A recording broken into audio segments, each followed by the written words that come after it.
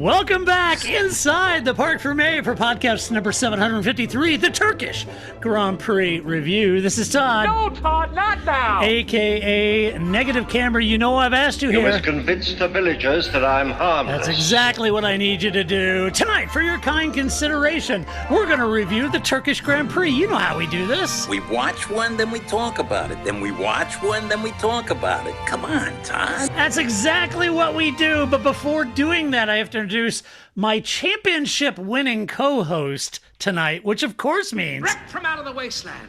He's bad, he's beautiful, he's crazy. Hello, everybody. This is Paul Charsley, the International.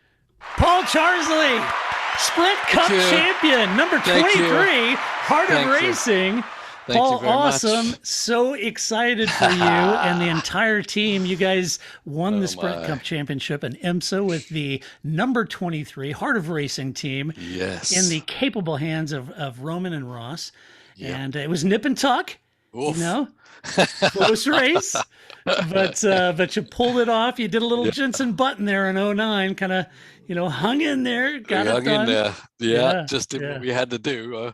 Wanted to make it a little bit easier for ourselves, but we didn't. So yeah, it was like one position down or up for the other guy, and it would have been reversed. So, you go 10 races and all the points, and this year we had qualifying points and all this kind of stuff, and it came down to just 19 points between the two of us. So it's like 350 points for a win. So you can just imagine how actually close it was. But we got it done. We got it done. Well, hey, look, you beat Pill Miller Racing. It's a hell of an operation. It is. They got a great car. It's a good operation. Mm-hmm. You guys went in there your second year, Paul, and beat them, won the championship.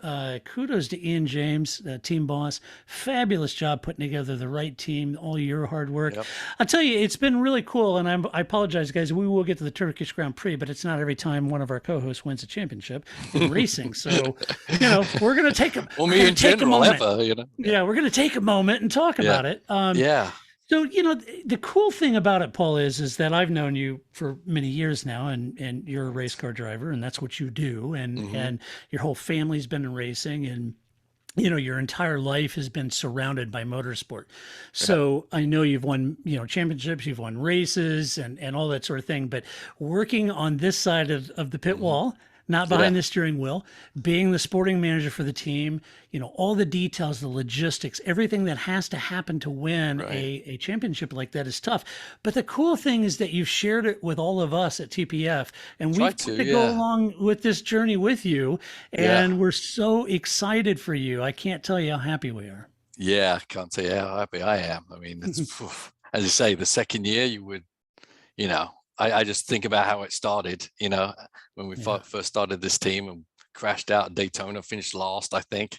And, the COVID thing is, struggled, made mistakes, had incidents. And then, that was year one. And year two, I mean, we've finished every race. We've been in the sharp end every race. We've won some races, the team. And that does not happen just by the drivers driving super fast. It happens with making sure everything's done right, making the crew staying up late. I mean, I got to tell you, the Heart of Racing crew are usually the last out of the paddock every night, during a race weekend. And there's a reason why the cars stay on the track and everything's nut and bolted and everything's working well, and evolution of the car during the weekends with the engineers. I mean, it's just constant, just relentless pursuit for reliability, speed, and execution, and that's what wins championships. And I'm elated that we did it in year two. It's mind-boggling when you think about how good those other teams are and how long those other teams have been around. And there's some great drivers in the series. Oh, for sure. And Roman, young kid, and then Ross coming over, only knew one track, they'd been to, and just being able to jump in and learn a track in the limited time we get before we have to go racing. Just everyone just pushed themselves and just every minute of the weekend, you're just constantly thinking, how do we do it better? How do we make sure we don't make a mistake? What's the other people doing that we can learn from? And that's, the mantra out there. Yeah. And won us a championship. And I can't be more happy and proud of, being a part of that team. I'm just a cog in the wheel, and I'm happy to do it. And as I said, everyone's a unique personality. Everyone brings a lot of skill to the table. And it's amazing how cohesive the team is on a weekend to execute that kind of stuff. So it's a testament, because it's really a top down from your owner and his love of motorsport, and his willingness to invest in motorsport, and then you've got Ian James, your dear friend. You've known him forever, and that Ian James, clearly an incredibly good driver, very passionate motorsport person himself. Yeah, very and smart then fella. Sharing that passion, that you also share that passion that Ian has, but that unified passion from your engineers to your mechanics, everybody that's working in that team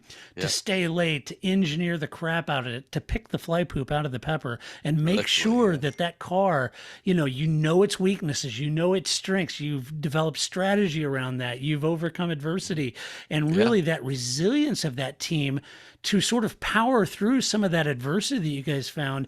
And still, I know you and I'm sure Ian would share this as well, but I know you and I've talked offline, just, how impressed you have been with Roman and his driving, and Ross and their ability to put a lap together, their consistency, and you being a professional driver yourself, what you're looking at, right? And just everything is gelled to come in and win that title, and it's a Herculean effort, and every one of you should be proud of what you've done. Yeah, and there's not an ego on the team, Yeah. because Ross is a factory Aston driver, but he's more than happy to hand the stage to Ian on doing track walks, talking about engineering the car, all these kind of things.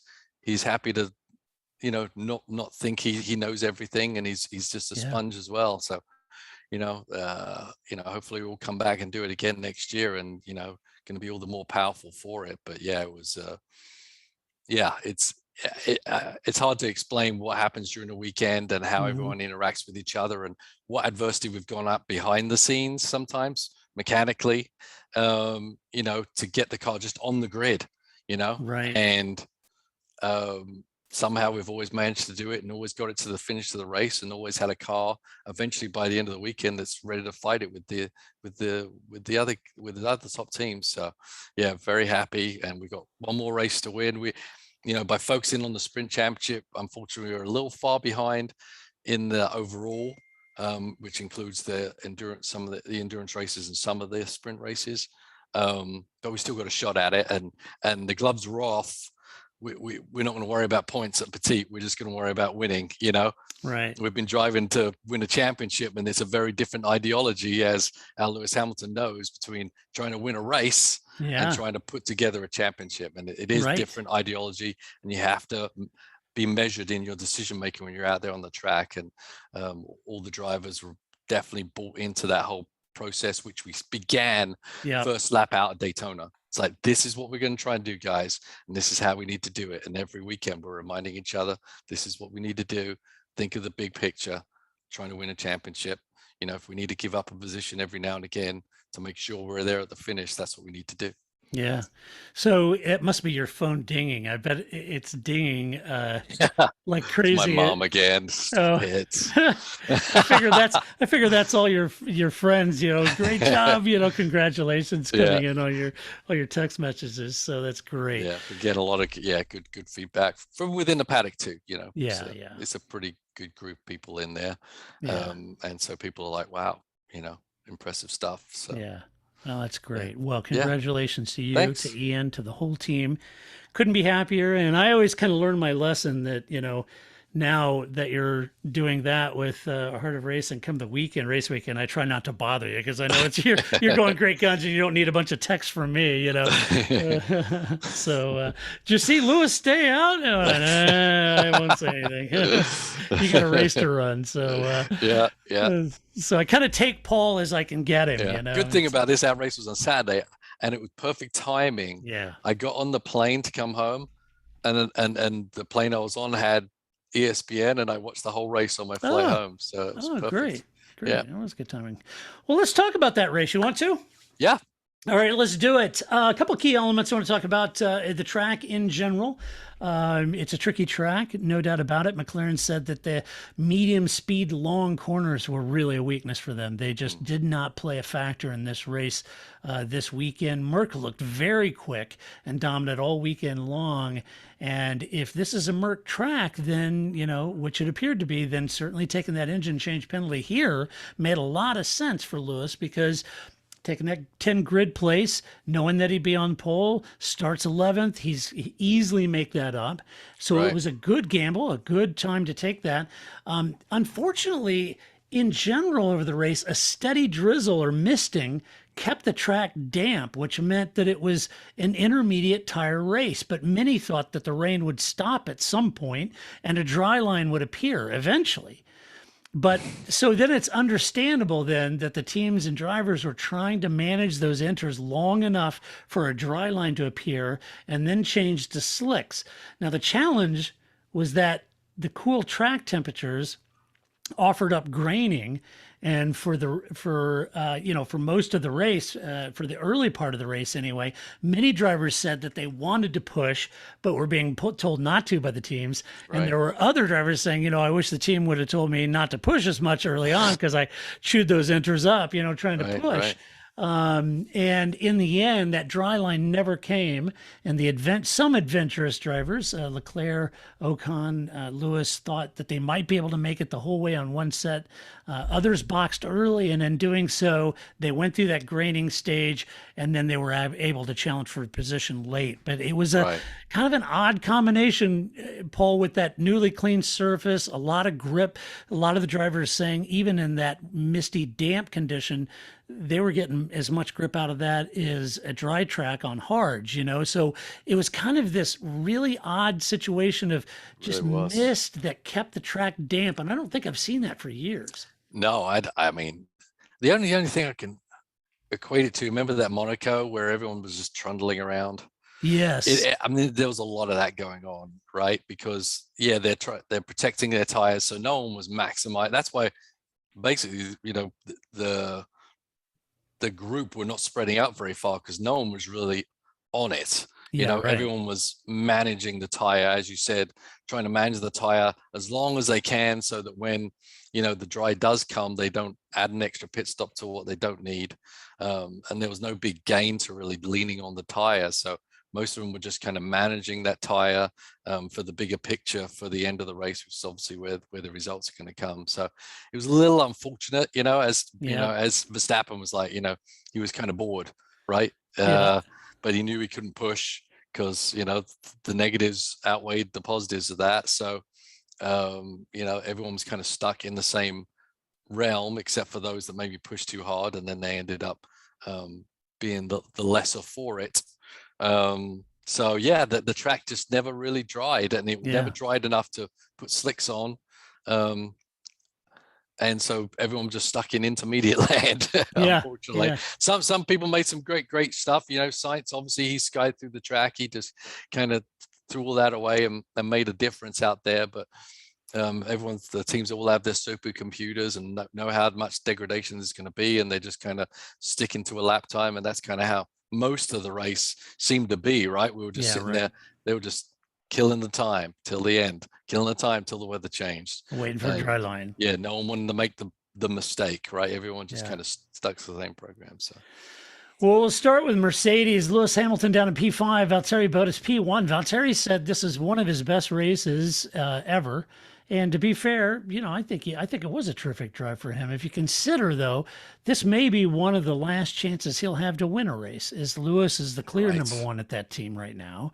They're not going to pull, they're going to pull a team order if Lewis is behind Valtteri. And so he leaves for Alpha next year. So one of the last rare opportunities probably for him to win a race, and he did it. He did it with much aplomb, and it was a great. Certainly he inherited pole, but he took off, gained 3-4 seconds. never really looked back, didn't put a foot wrong. Team made the exact right call on his strategy when to box, put on the enters, went through the graining, and it was a great race from Valtteri. It really was.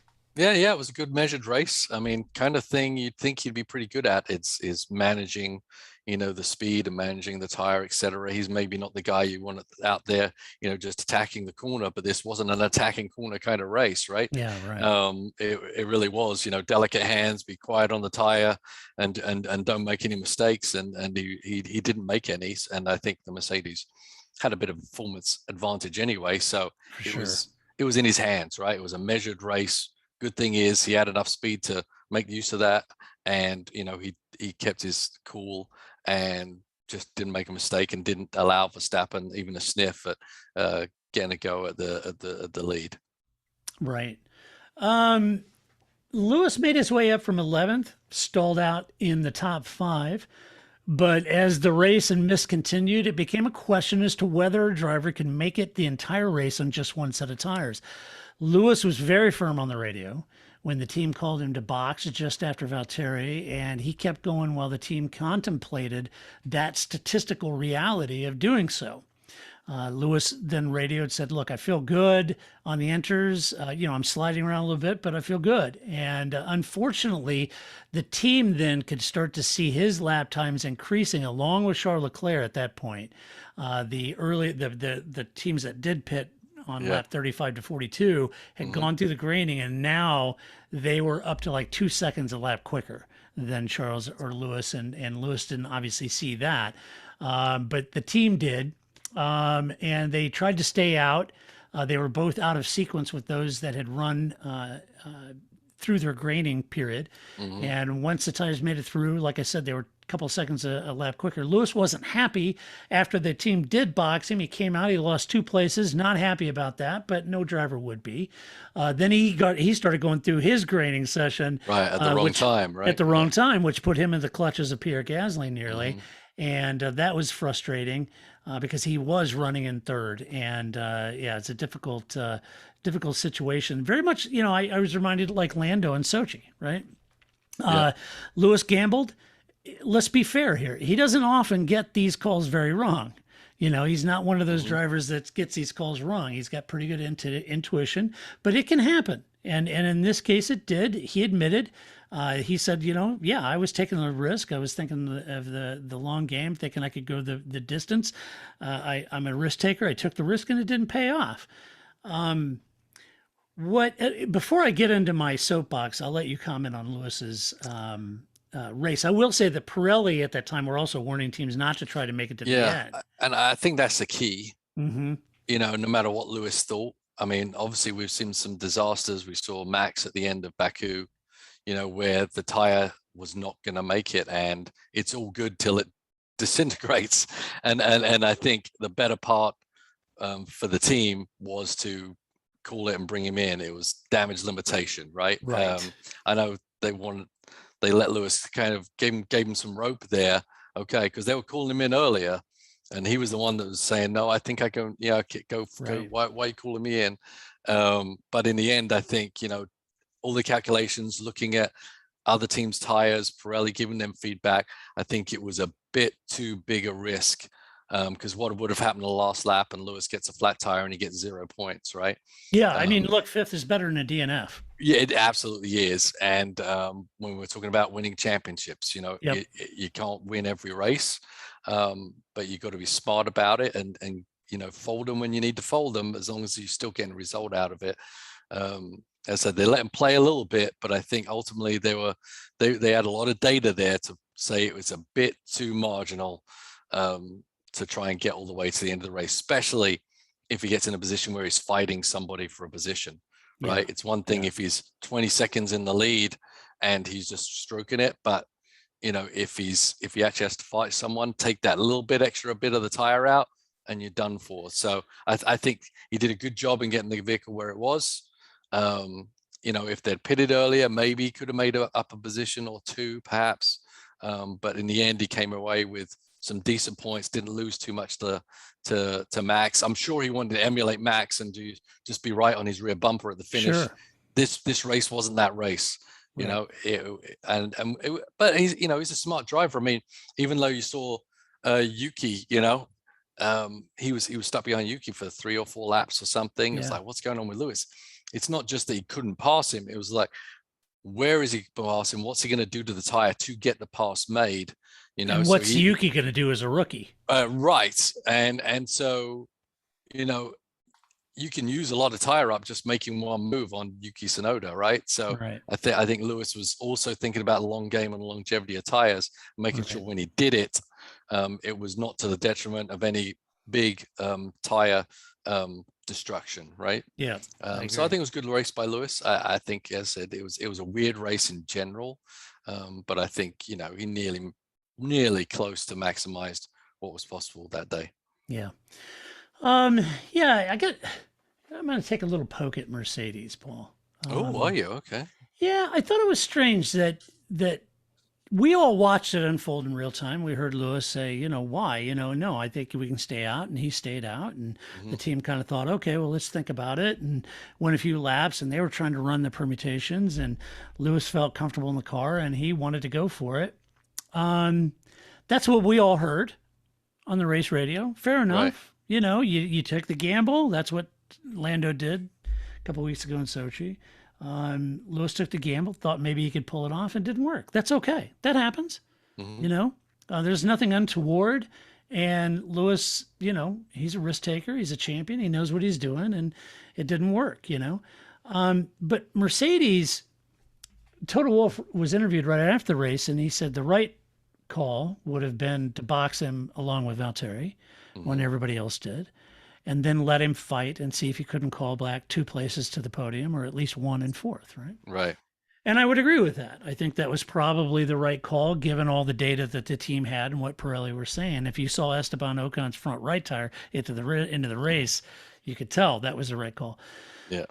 But Mercedes then comes out in the press and starts apologizing to Lewis and fans for leaving Lewis out too long and getting the call wrong, et cetera, et cetera. That's not what happened. And as Lewis said, they win and lose as a team. He knew he had it wrong. And I would recommend the team leaving it there instead of trying to take the blame onto your shoulders and not Lewis. Because when you do that, you create a false narrative to reality, and it reflects very poorly on Lewis. Right. You're making it sound like everything that Lewis does, you're running around blowing up air mattresses for this guy. He's a big boy. He's a champion. He so much for it looked ridiculous when they were coming out and taking it the albatross around their neck. Right.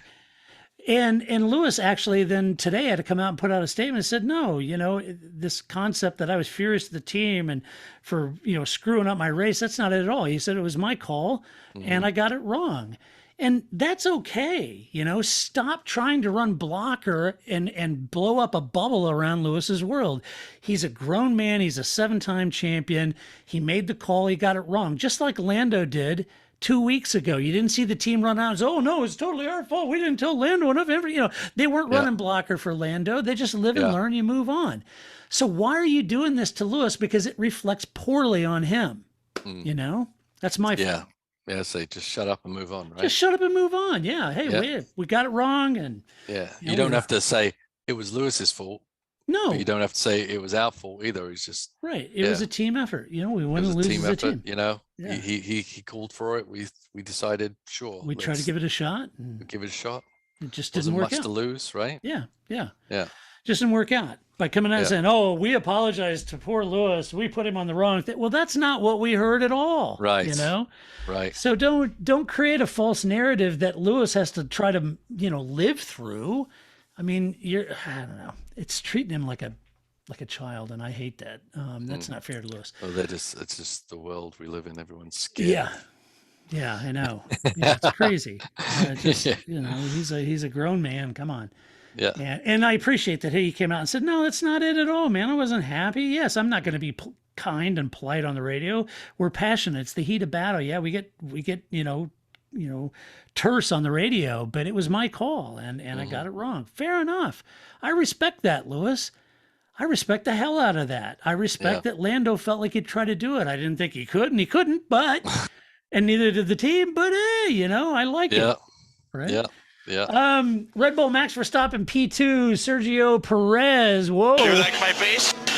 You like it? Yeah, we do, Sergio. Yes. We do, buddy. Chutzpah. Yes. Well, the simple fact is Red Bull were on the back foot in Turkey, so much so Christian Horner was saying, I don't know where this long straight speed that Mercedes has came from. It just magically appeared, you know? Yeah.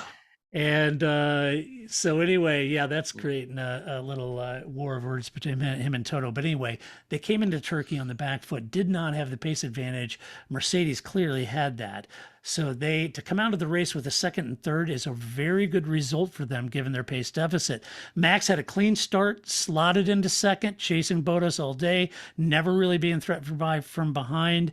You know, there again, he needed the win to really maximize points. And he just didn't have the car for the win. So without a win, it's the next best thing. And he still takes the lead in the championship by 6 points.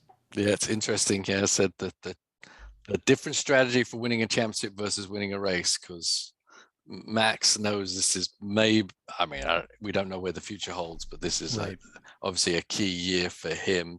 He really does have a shot at it. So he's maximizing. He's not going to push the envelope when it doesn't need to be pushed, or when it's obvious that by pushing the envelope you're actually going to go backwards rather than forwards. So as he said, he had a kind of a lonely race where he never really took a lot out of himself to get it done. But that's what happens sometimes. You know, you drive to the tire you got and the conditions you're in, and you know, pit stop deltas and graining of tires, all these kind of equations are all put into place where it says, hey, we're better off running a second under our regular pace, and in the end it's going to have us further up the road than thrashing it out. So that's what they go do. That's what they did. Perez was in the wars a bit more, so he probably had a more fun race than Max did, but Max came away with back in the lead of the championship, and that's job one, right? Come out of every race in the lead of the championship and see what happens. Yeah, exactly. Well, Perez had a good start, inherited a spot when Gasly and Alonso clashed, and then did a great job of making life hard for Lewis for about 5 corners, holding the charging Mercedes off. And it was a perfect example of what the team hired him to do. Right. That's what they hired him to do. And in doing that, Paul, it pushed Lewis just far enough off the back to take him out of Max's pit window. And that was really important, you know, to get him out of Max's pit window. Lewis was never a factor for Max, right? Right. And it was a great battle. It also helped that the team got Sergio's strategy correct, despite some, and I know the guys on Sky were saying, you know, I'm not quite sure why they boxed Sergio when they did, because, you know, he should have stayed out and that kind of thing. But in hindsight, being 2020, the team, Red Bull, had a great strategy call the whole day. And they made that good strategy call. Very nice drives for both drivers. The team limited the damage on track, and it's a track that's not real friendly to their cars. So I think they got out pretty good this weekend. They did. You know, I think I don't know about in the dry, would it be better for them or not, really? I'm not sure it would have changed their race too much, but yeah, I mean, sometimes the other car's going to have an advantage, but as you said, the crucial thing is here, Perez was far enough up the road to cause problems for Lewis and his Mercedes, and he did exactly what he needed to do and hold him off at the right time in the right place.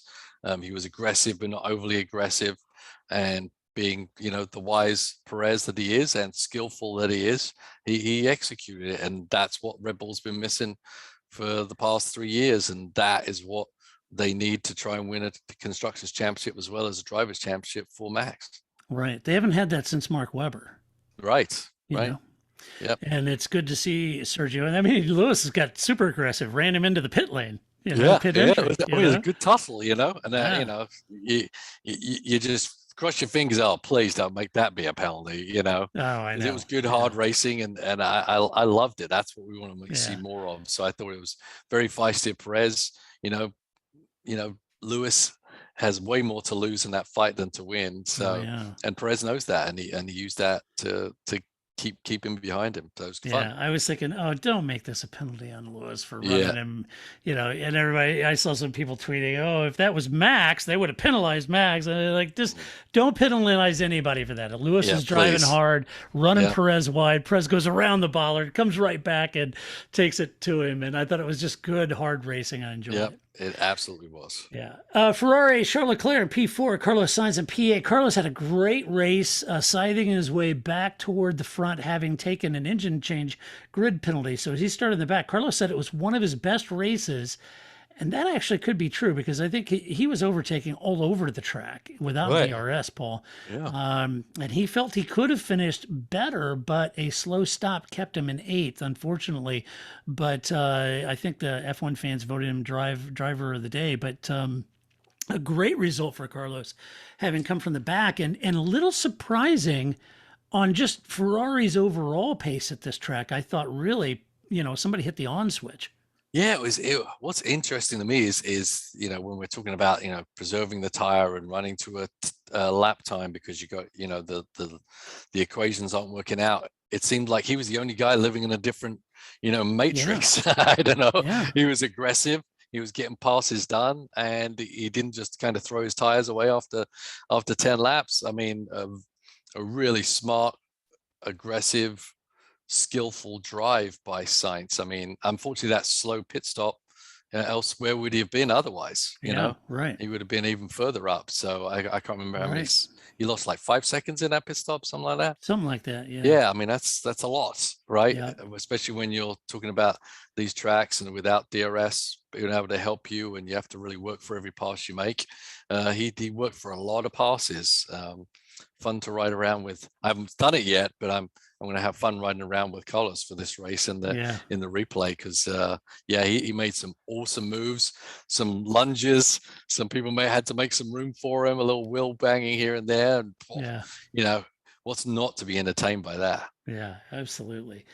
Yeah, Charles Leclerc had an interesting weekend too, and he kept having these sort of last lap efforts. Remember in qualifying, it was like the very last lap, boom, there's, he's Q2, and then he's Q3, and then he's, qualifying well. And, in Ferrari, they had Laurent Mekies on as the guest team boss during the Sky interviews. And I thought he was great, by the way. I thought he was insightful and could actually understand him.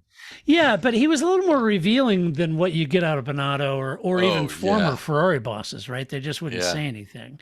But I thought Laurent was very vocal, very descriptive, and a bit more of like the new ilk of managers, right? Yeah, like Marcin and Andre Seidel and those guys. Christian, all those. Yeah, guys. Christian Horner and that.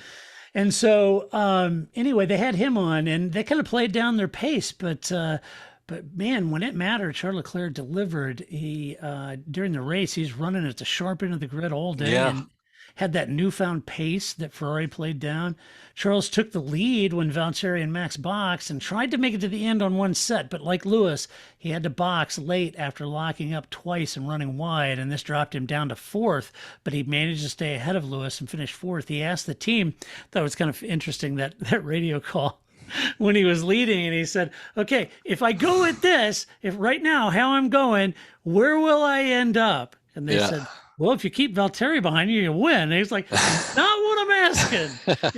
I'm asking if I set 135s and they're coming through, will I finish 3rd or 4th? Because otherwise I'll box, right? He was trying to figure that out. I don't know how the team missed that, but hopefully they got that together on a radio call that we didn't hear. But I thought that was kind of funny.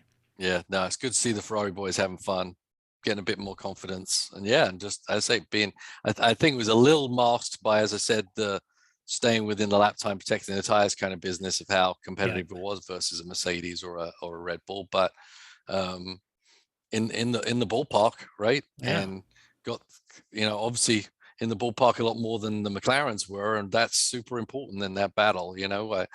2 races ago it was like Ferrari don't even have a sniff at it, but now it seems things are kind of ebbing and flowing back a little bit, and Charles and Carlos are getting a little more excited about the end of the season, I think.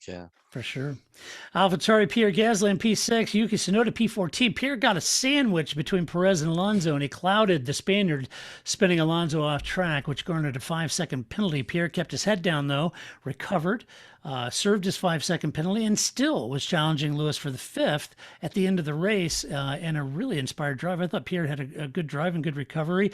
You know, you could get your head rattled with that penalty, and it didn't. I'm sure he was pissed off, but he managed to come back out and finish a strong 6th. Do you see that penalty is a little unnecessary? Oh yeah, absolutely. Yeah, too. 2 words, bull. Yeah, exactly. You know, that penalty, I didn't like it at all, you know, and, you know, obviously Perez on the inside, you know, and then Alonso trying to make the move on the outside. It's like in the rain, in the spray, first corner, first lap. Come on. Yeah. Come on. Yeah. You know, that was ridiculous. And then they said he got 2 points on his license or something. Yeah, I did not understand that at all. No, I didn't either. I don't know what to say about it. I don't know how that even became a penalty, quite honestly. Yeah. So, but what are you gonna do? Yeah.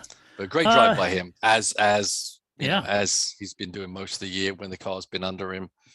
So great qualifying effort and great execution, even with the 5-second penalty, to put himself where he was and the finish line. Brilliant. Yeah, exactly. Yuki had an interesting role early on, Paul, by holding off Lewis Hamilton. He did so by late braking, but he was also, I noticed, following Lance Stroll and would tuck into that slipstream of Lance Stroll, use that to his advantage, then late brake. I mean, it was a pretty measured drive, right? It was feisty, yeah. Yeah, it was feisty. I mean, not often you get to fight for a position with Lewis Hamilton, certainly not for him anyway. So why the hell not? Right. You know, and as a rookie, you have to watch yourself. And I think Lewis, as you mentioned earlier, I think he sort of backed off a bit, waited for the mistake or the easier pass or the right passing opportunity. Yeah. And that's a measured champions drive because you're dealing with a rookie here. And Lewis knows that. And with a history of this. With a history of Yuki's, right? So Lewis knows that. But it is spectacular, yeah. Right. And everybody's like, you know, well, Lewis, he was getting held up. Yeah, it cost him, 10, 12 seconds. And it was a bummer.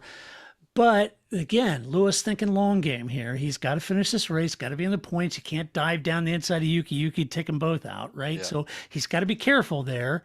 And he got it done. It was a great pass in the end. Yeah. To get it done. Yeah. Around the outside. It was turn 3, right? Yeah, it was great. I can't remember which term. It was a lovely pass. Yeah. Yeah. Yuki was in the points too, but he spun late on the damp part of the track, and that basically spun him out of the points. He said that he used too much tires early on, and it was a real learning curve for him. And I would think that this race in general for the newer drivers, I doubt any of them have faced many situations like that where it's a never drying track, right? But it's not a full wet race, right? Yeah, so it's a weird, very unusual circumstance, for sure. So it was definitely, as you said, for better or worse, it was all about tire management. I'm sure Yuki learned a lot there. Mm-hmm. We hope so. I hope so. Yes. Let's see. McLaren, Lando Norris P7, Dan Ricciardo P13. Lando nabbed a spot when Alonso spun, but it was a quiet race from him from then on. And he said that it was difficult to keep his tires in the heat window. And it was really just about damage limitation at that point for Lando. So it was a quiet race. Didn't really achieve much. Lewis got around him without any difficulty. And he said that was about it. It was just limiting damage. Yeah. I mean, I guess that must be their Achilles heel, right? And this track's got several of them, right? Medium speed, long corners. We know they're good in fast corners. We know they're good on straights, you know. But maybe that's they want to repeat, go to Turkey every weekend, that's for sure. Right. But even so, coming 7th, damage limitation, if you want to call it, gets a bit overused nowadays. But not too shabby for him to execute. It could have been as bad as Ricciardo's race, you know. Yeah. Ended up being a bit of a mess. Yeah. Dan took an engine change after missing out in Q1. That was bad. So that put him at the back. Dan struggled early on. Now, he boxed early for a new set of inners, and he couldn't make a whole lot out of them. He said there was about 4 laps that they were good, and that was it. And the rest of the race was unpredictable and very difficult to get his tires to work. And the team lost, some points to Ferrari in this race. It was interesting, though. I think Dan, Paul, was the bellwether for the other teams because he boxed early. They asked him, do you think he'd be quicker on a fresh set of inners? He said, yeah, for sure. So they boxed him. put on those fresh inners, notice for at least 2 or 3 laps, he was slower than everyone else on worn tires. But then, boom, graining was done, and he was faster. And then, boom, everybody started boxing. And he made up a lot of spots. It looked like a great move because he leapfrogged like 8 people, but in the end, it just didn't work out, and he slipped back again. So it was unfortunate. The interesting thing here is I don't think the drivers were able to evaluate the tires as naturally as they would most other races, right? Because we even see it from Vettel, we saw it from Ricciardo saying he could go much faster on the new Inters, couldn't do it. Lewis saying I can go to the end with it, probably couldn't do it. It was really a crunching the numbers, understanding the dynamics of the tire and the surface, etc., rather than the driver's natural instinct to really judge it here. Yeah, it's very difficult because you rely, a team relies a lot on the driver and their judgment and their instinct and the feel in the car, but they're also looking at all the data and the weather and everything else. And it was just a culmination of an odd weather pattern. Right. And I think it was difficult for the drivers to know, should I push? Should I not push? Teams are saying not push. Could we go the whole distance? No, yes. It was, very difficult combination of factors that all sort of amalgamated in aggregate to make it a challenging race. And some drivers got it right and some didn't. Yeah, it's a damn shame though, isn't it? Because I really like this Turkey track. I do too. Yeah. But we passed 2 times since we've come back. It's not been what we loved about it, was that able to shine. So. Yeah, I would have liked to have seen a dry race because they cleaned that track. They power washed all the oil it gassed out over the last year. It would and the grip level was high. I think it would have been a real barn burner in dry. I think so. Yeah. Let's see, Aston Martin, Lance Stroll P9, Sebastian Vettel P18. Seb got mugged by Sainz early on and then tried to change to slicks way too early. And admitted that was a bad call, you think? And he slid around for a lap and then changed back to Inters. Now, I'm going to try to be fair here to Seb. You could ask, why did he do that? But in his defense, somewhat, he said that there wasn't anything left on his tires. And he reckoned they were already bald, so slicks might actually work. Although I'm not sure why he went on mediums and not softs. Yeah, that was more curious than anything. Yeah. I mean, the track didn't look ready for it anyway. I know they're saying that the Inters are, slicks, but they're also, Inters have a different structure and compound than even the soft slick, right? It's different. Right. So that's why it was able to cope with that. And because the nature of the track, they weren't really delving in, just ripping that rubber off the tire. So even though the tire is a slick, perhaps close to it, it's not the same at all between an intermediate construction to a monsoon tire or to a slick. So that's a pretty layman's eyesight on it, really, I think. Right. And why they went to mediums, I don't know why you'd even think about doing that. No, I would have thought he would have. Got an option of softs. That would be the only tire that could possibly work, even though the track didn't look like that was what was the right move then. It may have been like maybe 6 laps from the end, but no one was going to do that at that time after they saw Seb, in his. And the problem is, maybe if no one else is on the track, it may have been, but to pass somebody, you have to go off that line, and there was no place in a slick tire, no matter how hot it was, where you could have gone offline to pass somebody and actually made it through the next corner. So right, exactly. Yeah, I mean, you could argue that 5, 6, 8 laps to the end, there was a dry line, maybe around 8, 9, 10, 11, or maybe it was 12. You could kind of see a little bit of a dry line, and you could think, well, maybe that would hang and hold on, and it might. But as you said, as soon as you went off the line, it's going to be damp out there. The track wasn't raceable. I said a single lap, one car, maybe. I think it probably would have been a bit quicker, but it wasn't raceable for anyone to do that. And even those Inters were bald on the contact patch, but when you load that front end, it's going to roll over to the edge of the tire. There was still some tread on the outer edges. A little bit of stuff. Yeah, and I said the tire, like your snow tires, right? Yeah. If people put on snow tires, it's not just they've got this different pattern on grill, dug into the tire. It's really how the tire works to try and dig into a low grip surface. Very different. And the compound. Yep.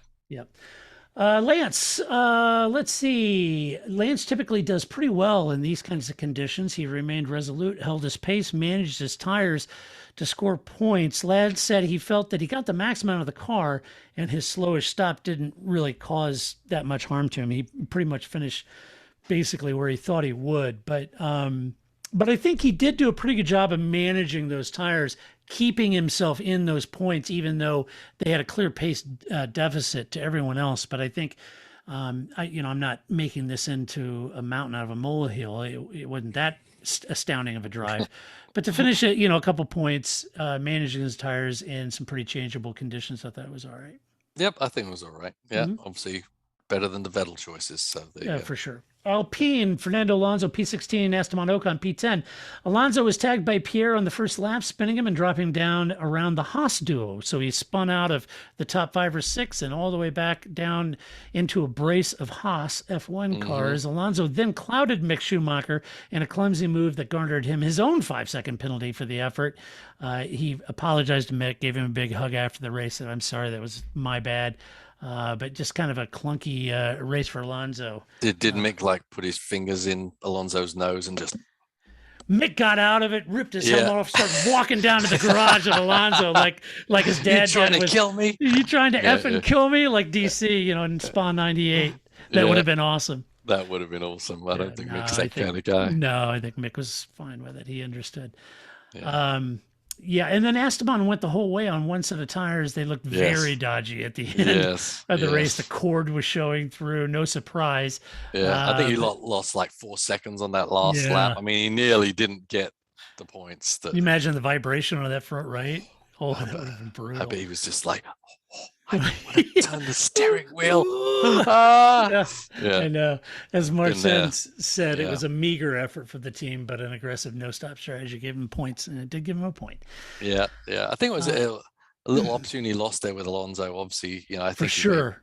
I think he was in a good position where he could have done some good stuff for that team, but being mixed up in those 2 incidents at the beginning just pretty much killed the whole race. But I was looking forward to where he qualified and where he was starting. I was like, oh yeah, this is gonna be good. But because you imagine him running in 6 up there, managing tires to see what he could have pulled off in those unrelenting conditions. I think it would have been good. He'd have been like, so anyway. That's it. Alfa Romeo, Kimi Raikkonen, P12, Giovinazzi, Antonio Giovinazzi, P11. The team found pace in Turkey, so that's good. They were close to scoring points as both drivers gained 4 places. Kimi was quicker than Giovinazzi early on, and that had a lot of heated radio debates going back and forth, and Kimi was all ticked off and mad, and he's... No, is my drinking, is it emptying the bottle or not? How the f*** that's possible? So anyway, he was not happy. He was looking to be let through. The team didn't issue team orders. Yeah, I didn't understand that. Yeah, I'm not sure either. They were making a play for the points, and they ran out of laps. And I kind of figured if Kimi was quicker, they should have let him through because I think P10 could have been on offer. Yeah, when you're fighting that close to the points, I don't care who's scoring the points. Whoever's faster, you let them go. Let them go. So I mean, they're not. They don't have a car capable of scoring points every weekend. So when you got the chance, do not hold your teammate back. We've seen this happen in the past when teams have lost points because they allow their drivers to battle it out. So disappointed in that ideology there by Alfa Romeo. I'm not sure where that's coming from. Yeah. Let's see. Williams. George Russell, P15, Nicholas Latifi, and P17. George said the first 10 laps actually felt okay, but as the tires wore down, the pace really dropped off. And then with all cars running, there was no attrition, so they couldn't really pick up any sympathy positions. And that was it. They kind of left in the back. Nick said he tossed his race away with a spin early on. But he said, and I didn't realize, he said it was his first full wet race for the entire race. So it was a really good experience for him. Yeah. Well, fair enough. I'll take his word for it. And then we're down to Haas. Schumacher, I don't even know. I have a DNF. That's not what happened. I think he was ahead of Mazepin. Yeah, he was ahead of Mazepin. Yeah. Mick had a great qualifying. made it to Q2. Couldn't capitalize, having got punted by Alonso early on. Qualified really well, and I was hoping to see him kind of up in the midfield and see how he would do. I knew he would drift backwards in the Haas, but it would have been nice to see him sort of mix it up a little bit in the midfield. You know, Have some I really fun want out to see there him rather do than that. just beating your teammate. Yeah. He did manage to beat his teammate. Nikita's big moment was balking Lewis despite blue flags. Highlight. Yes, Maybe that's what he's looking for. He's trying to figure some way of that's making TV the time. papers. Yeah. And any PR is good PR. That's right. So, that's right. I don't know. All right. Bonehead move, but That's a bonehead move. Help me, Tom Cruise! All right. Let's do move of the race. We'll do it live! All right, Paul. Move of the race. Who do you have? I'm giving it to Perez. I think You like my face? You like it? We do.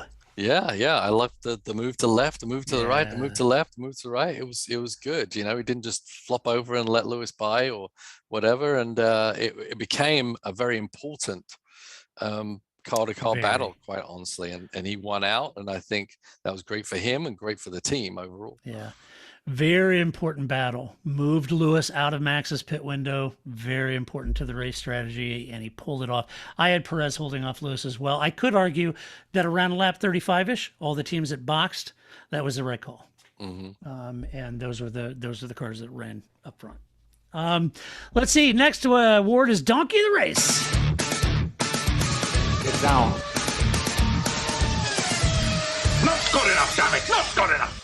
All right, who'd you give it to? I'm giving him to the stinker of a tire choice to Vettel for his slick tire choice. Yes, that was time to do that now. That's who I gave it to. That was a bizarre choice by a guy that's won a lot of races and a lot of championships. A lot of championships. I agree. Yeah, I think it's a bit of desperation maybe to just think outside the box, but there's limits to that. You get the impression we're watching the kinder, gentler Sebastian Vettel now, the elder statesman, the more contemplative, introspective, more virtuous Seb. You mean he just doesn't give a damn anymore? Yeah, he just kind of, it's a career and he's doing his thing. And does he want to be a champion anymore? I don't know. I think he's pretty much resigned himself not to have that opportunity. Yeah, right. So very much like Bottas. Ouch. Did I say that out loud? All right. Next award is Drive of the Race. God. Get down. Get down. Yes. Well, speaking of, I have Valtteri Bottas as my driver of the race. Ooh, really? I know, shocker. You just kicked him in the teeth and then you brought him back up and brushed his hair. I did. I thought it was a great race by Valtteri.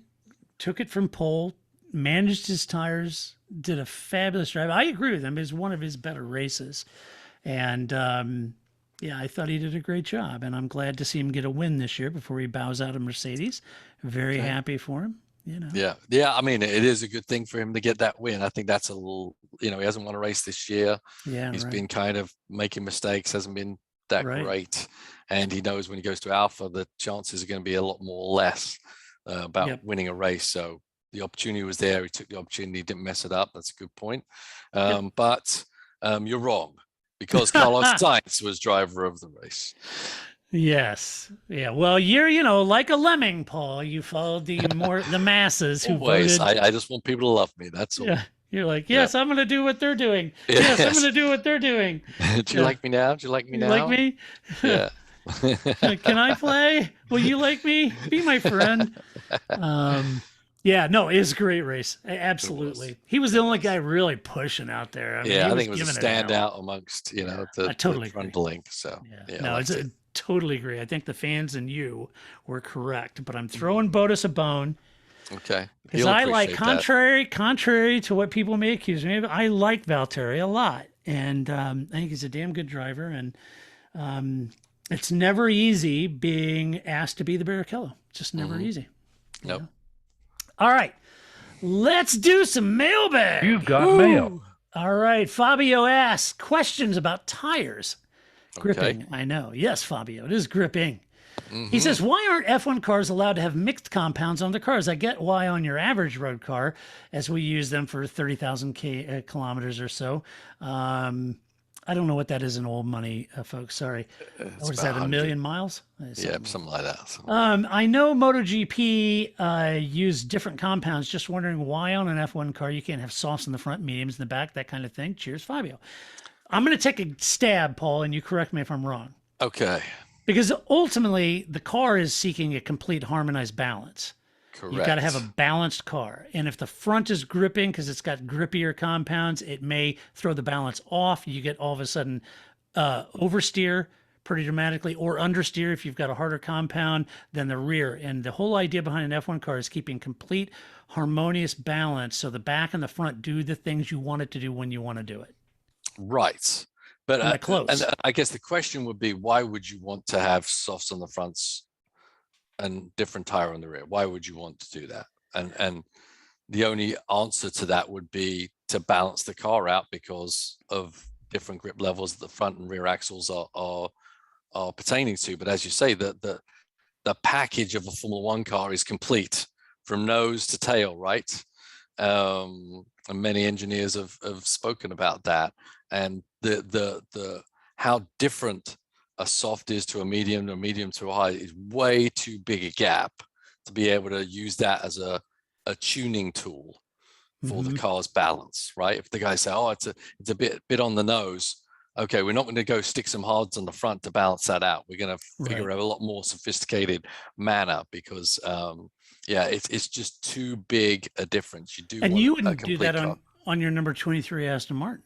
No, I mean, we're not allowed to, but but if you could, that's not what you would do.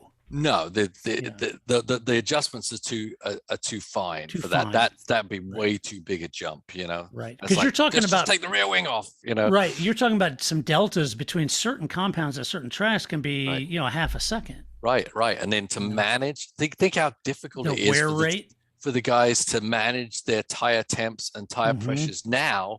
Yeah. With the tires being the same tire. Imagine how difficult it would be to manage that if they're actually a different tire on the front and the back. Right. You could be burning the fronts off and the rears are just now getting in the window. It would just be really, really difficult. You would never come to that point where that would be an advantage. It was always, if they did it to, spark up the race, hey, instead of raining on the tire, everyone has to put hards on the rear. Let's see some drifting out there, whatever. But it's just way too many steps too far to achieve to be able to achieve a balance on a car. There you go, Fabio. All right, turn the page. All right, next question is from Miles. I was interested for your take on corners. Does Paul have any corners or series of corners that are his favorite to race on? A. B, what makes a good corner? And C, why do the newer tracks, many of the Tilke design, not seem to be a lot of fun? Well, then we could be here all day, couldn't we? Yes, we could. On that last question. So first one, Paul, what is there a corner or a series of corners that's your favorite to race on? Yeah, I mean, I'll take just a couple of my favorite tracks in the US.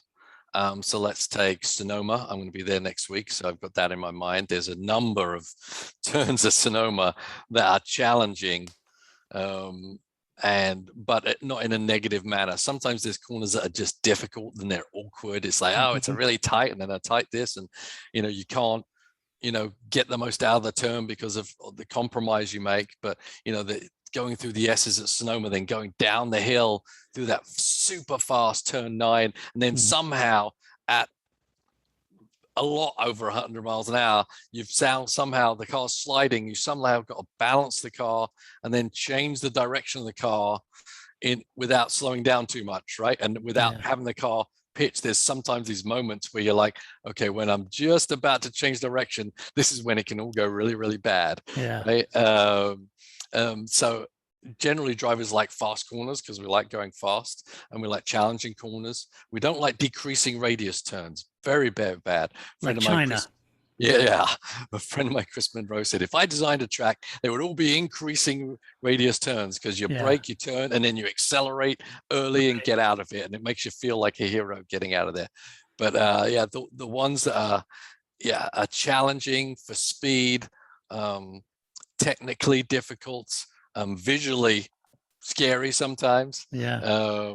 They're the ones I like. I love turn one at Sonoma also, because then it blends into another turn that is very difficult, and there's little nuances that if you don't know where you put the vehicle exactly, it's going to throw you off the road. And just learning those kind of corners. But I'd say the S's into 9 and 10, just phenomenal series of turns there. I love Road America is my favorite track in the US, and because it's fast, flowing, and challenging. There's not flat out corners, and the ones where you actually have to do something as a driver, and you can make the difference between what other drivers are doing, like the kink, am I going to lift, or am I going to brake, am I going to change down gear, the ones that when you come out, you can just feel the inertia, the momentum coming out, and it just gives you that sense that you've really fulfilled it. So Sonoma's not a track that you particularly want to race on, because it's a very difficult track to pass on road, but the corners are super challenging. So as a single corners, I say Sonoma has a few, and Road America is just a great track because it is wide, it is fast, where you can race people and pass people and outbrake people, etc. Are you a fan of the corkscrew? The corkscrew, it's fun for a while, but it's a weird term, but it's kind of basic in a way, because basically everything's done at the beginning. You're braking a straight line, and as soon as you turn the wheel, you just head down the hill. So it's great. The pictures are great when you look. It's challenging initially, but it's not like a corner I would be like, oh, that's like in my top 10 of corners. I think visually it's a lot for a lot of other people to watch cars go through there, but not necessarily to drive. What about Coda? Is there a particular corner you liked at Coda? I like. The S's are great, but just because it's a Tilke track and there's so much runoff here and there, not as great. But I would say more the 6, 7, 8, 9 section there. Yeah. We're not dealing with just painted lines to keep us off, and it's really, you've really got to think of all the next 3 corners before you get to 9, and then up and over once again another corner where if you get it right, it's really right. If you get it wrong, it goes very, very wrong. So I think that's my favorite series of corners there. It's a good place to watch an F1 race too. It is. And that when I went with Grace, and we were sitting there, you could really see drivers' different approaches. Sometimes you see a flat out corner, you say, or nearly flat out, everyone kind of looks the same. But in that series of turns, you'll really see the different driving styles and the different car engineering, and how the teams are making those cars work here, not work there, and how they're trying to balance the car there. So I think, it's a great place to watch from. Yeah. And I think a reason that a lot of the newer tracks, the Tilke tracks designed, was because a lot of those were designed with those sort of 45-degree angle corners because of the cars. They were trying to get the corner to prompt a behavior and braking behavior out of the car that would promote passing. Right, because of the aero wash that they couldn't do during, like Sonoma. The Formula One race would just be like Monaco. You just follow each other because the air wash is too great, right? So they were trying to get them slow, find a way of getting around the design of the cars to make a race of it. Yeah. All right. Next question for Paul. I have a question, Paul.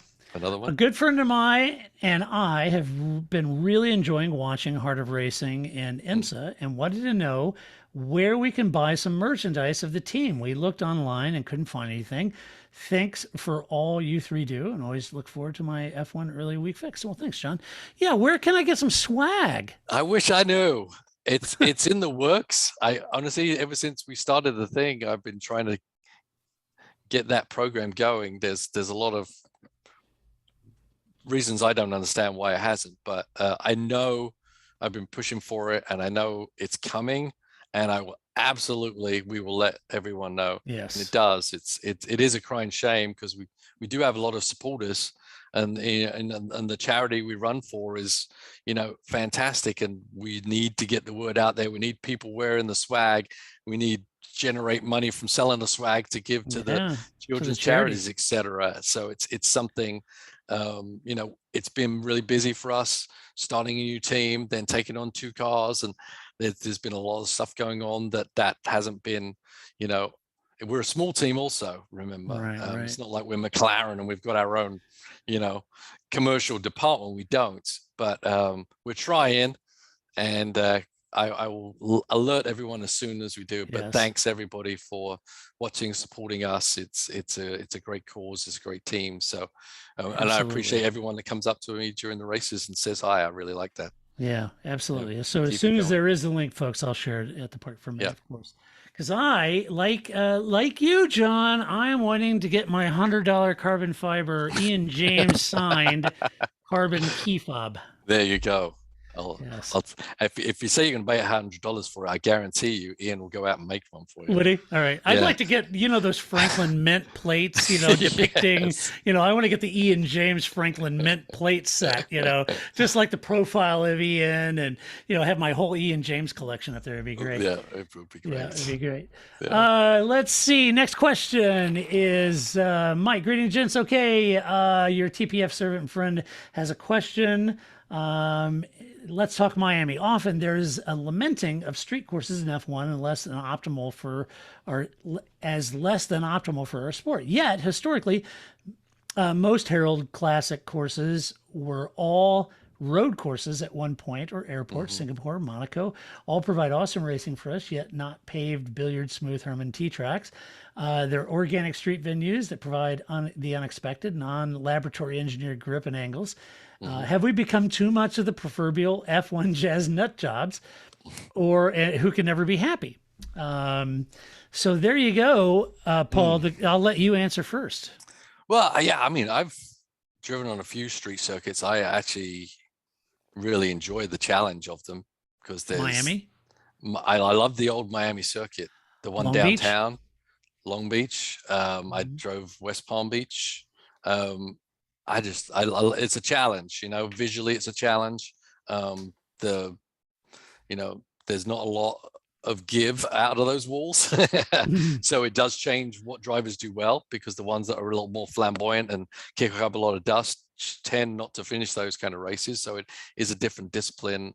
So I'm a fan of watching it. I think it's great to bring the races to people too. Unfortunately, some of these street circuits have not been well planned out, and they've been a bit of a mess, right? Like Grace's Baltimore track, where they're having to jump over a railroad track. So need to be measured on where and how we design those tracks. Don't put it there just because it's convenient. It has to work too, right? Yeah, agreed. The Miami track, I think the thing about the Miami track is not necessarily the layout. I think it's where it is and what it is, right? I mean, I said the old Miami street circuit, you know, going to Miami is you go down to Miami, there's boats in the harbor. It could be the Monaco of America, but putting it in to run around a stadium, I think is a bit in a parking lot. Characterless for what that area could give us, right? So I think that's more what the complaints are really about, what the potentially could have been.